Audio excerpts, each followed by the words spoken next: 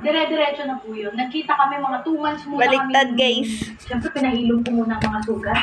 Bago kami nagkita. Sabi ko, strict parents ko, Sinabi mo may bulok. hindi ko sinabi. Hindi ko nga, alam, tanong ko nga kay kung nakwento kung alam niyo, ay oo, kasi ang tawag niya sa akin.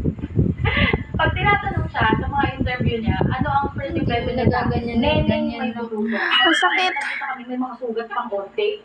Kaya sabi sa'yo, meron may bulutong. Oo, sabi ko, gwapong-gwapo ko sa'yo, tapos yan ang naaalala mo sa akin yun. Pero yun, Hindi ka magaganyan. nagkataon din na nag-iipon din pala si Kong ng pang-date namin yun. Hmm. So, sakto na, buti na lang, magka-chat muna kami. 2 months pa bago kami nagkita, nakaipon pa siya. Okay, nag-date. Sa una namin, nagkita kami sa ATC sa Sakit. 7-Eleven, tapos kumain kami sa... Marami ba, ma? Kinilig ka. Yung day na yun. Alam mo bang dun ko mapatunayan na nangyari sa akin ng flow? Wala, yun na, baliktad lang. Nung nakita ko talaga siya,